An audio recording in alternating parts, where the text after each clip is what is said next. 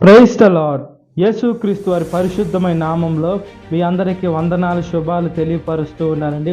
శ్రమపరు వారు ధన్యులు, వారు దేవునిచే ఓదార్చబడుదురు అని దేవుని వాక్యం సెలవిస్తుంది.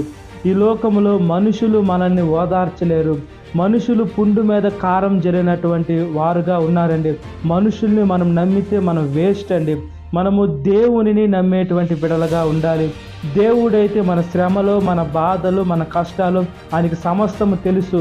కొన్ని బాధలు కూడా మన దేవుని సేవకులకి చెప్పుకోలేనటువంటి బాధలు కూడా ఉంటాయి. అవన్నీ మనం దేవునికి చెప్పుకునేటువంటి బిడలుగా ఉండాలండి. దేవుడు ప్రతి ఒక్కరి ప్రార్థన ఆలకిస్తానని దేవుని వాక్యం సెలవిస్తుంది.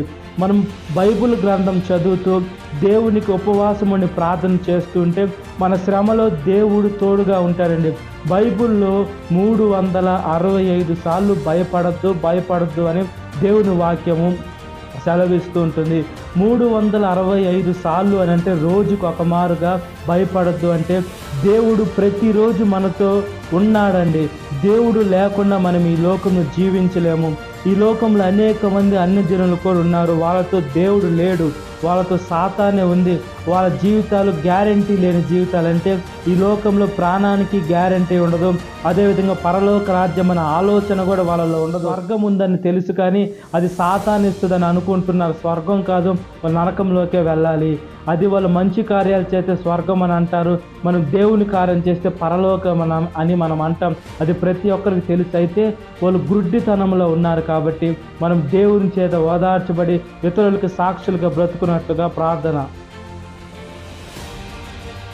మహాపరిశుద్ధాత్మదేవ, మా ప్రియ పరలోకపు తండ్రి, మేము ఈ లోకంలో సాక్షులుగా ఉండే భాగ్యాన్ని ప్రసాదించమని ప్రాధాయపడుతున్నాం. ఈ లోకంలో మేము ఎటువైపు పోయినా కూడా మేము శ్రమను, బాధలు, కష్టాలు, ఇబ్బందులు ఎదుర్కోవాలయ్యా. వేసే మనుషుల్ని ఆశ్రయిస్తే మా జీవితాలు మేము నాశనం చేసుకునే బిడలుగా ఉంటాం. అందుకనయ్యా నేను మిమ్మల్ని ఆశ్రయిస్తున్నానయ్యా. మిమ్మల్ని ఆశ్రయించే మనసు ప్రతి ఒక్క బిడ్డని దయచేయమని అడుగుతున్నాం. మీరు మమ్మల్ని ఓదారిస్తే అది శాశ్వతంగా ఉంటుంది. మనుషులు ఇచ్చే సంతోషం మీరు ఇవ్వరు, లోకం ఇచ్చే మనశ్శాంతి మీరు ఇవ్వటం లేదు. కానీ మీ మనశ్శాంతి వేరు. మీ కృపలో జ్ఞాపకం చేసుకోమని ప్రాధాయపడుతున్నాం. సాతాను శోధన ప్రతి ఒక్క బిడ్డని విడుదల దయచేయండి. ఈ వాక్యం విడిన ప్రతి ఒక్క బిడ్డని పేరు వచ్చిన జ్ఞాపకం చేసుకోండి. ఈ దినకాలపు దీవెనతో నింపమని నజరేయుడైన యేసుక్రీస్తు వారి పరిశుద్ధమైన నామంలో మిక్కిలి వినయం తడుచున్న మా పరలోక తండ్రి, amen. Praise the lord. God bless you. Have a great day.